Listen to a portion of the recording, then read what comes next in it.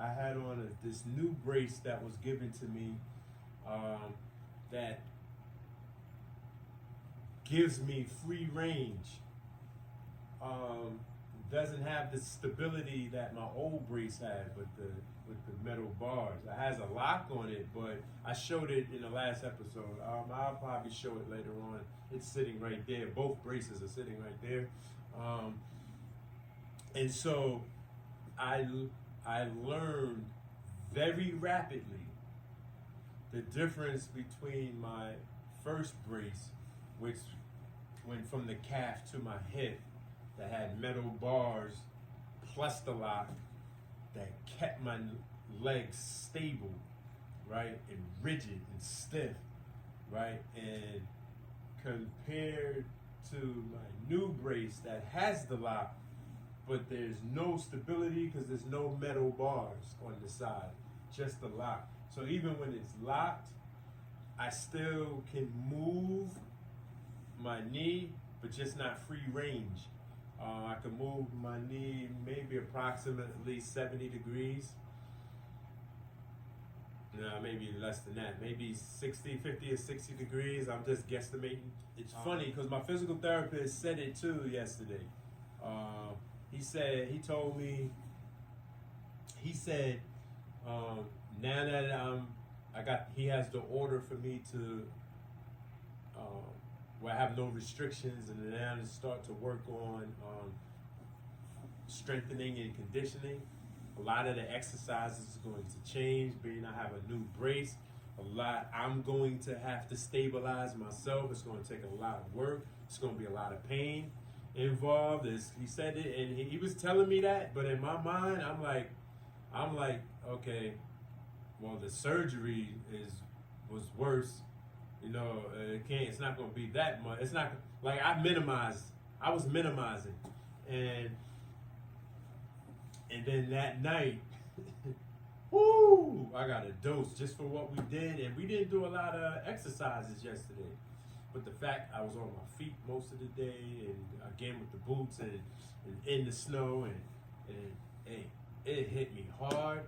And so now I understand. Now I will concede and admit that I jumped the gun. And I want to apologize to myself. I want to apologize to my knee to thinking blasphemous, though optimistic and confident, but blasphemous thoughts that it was going to be a piece of cake. We got a lot of work to do in the next several months, and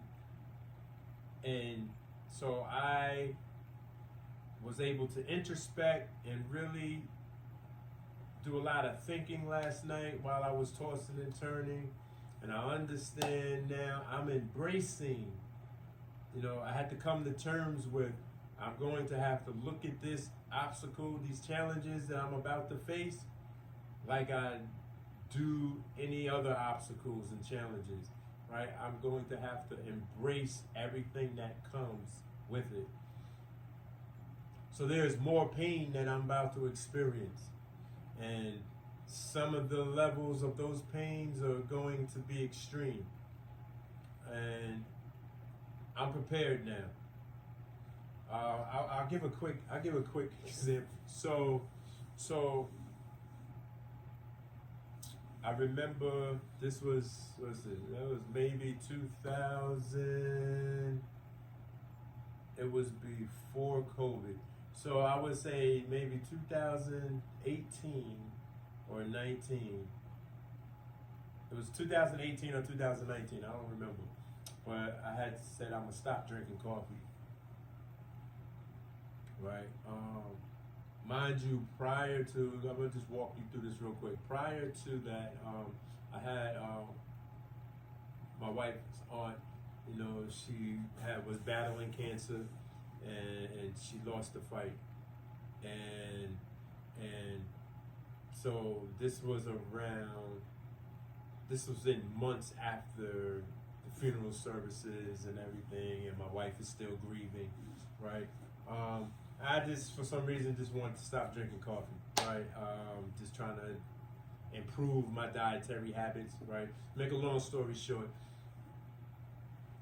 I didn't know that stop drinking coffee comes with withdrawal symptoms, right?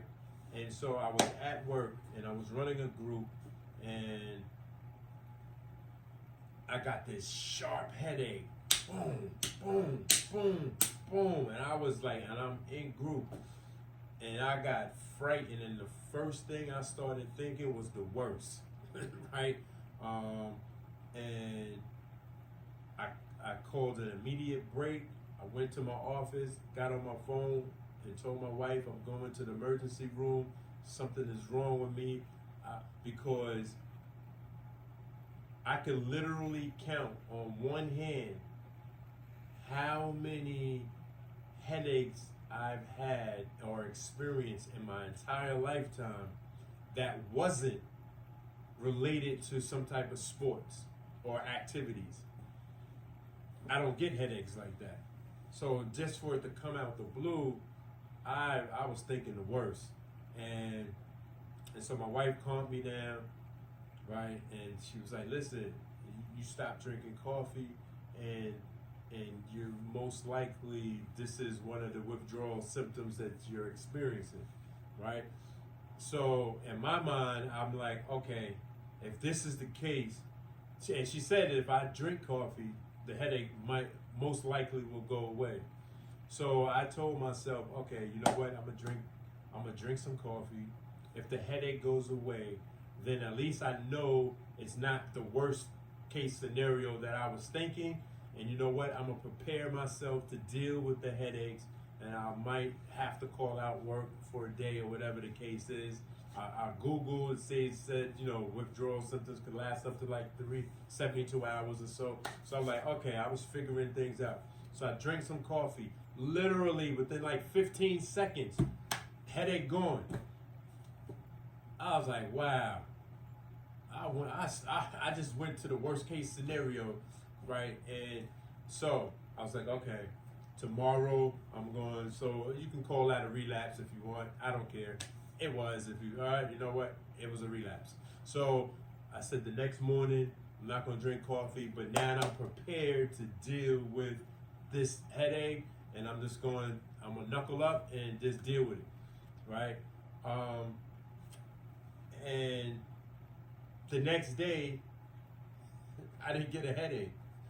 I got some of the other withdrawal symptoms, like lack of concentration.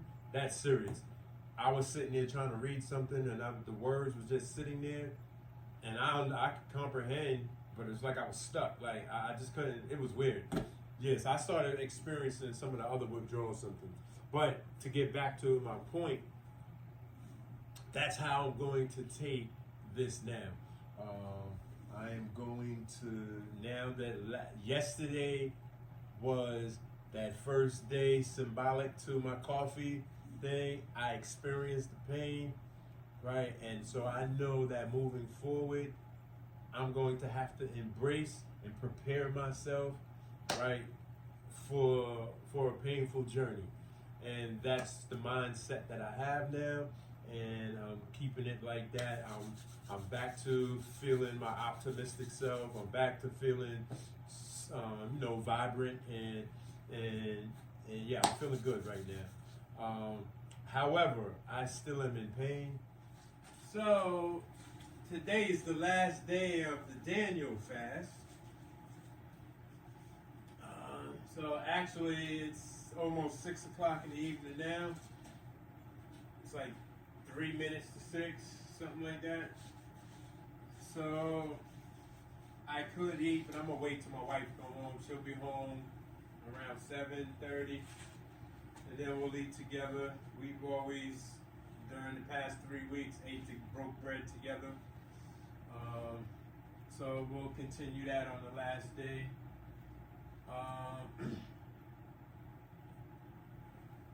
Tomorrow morning, honestly, to be honest with you,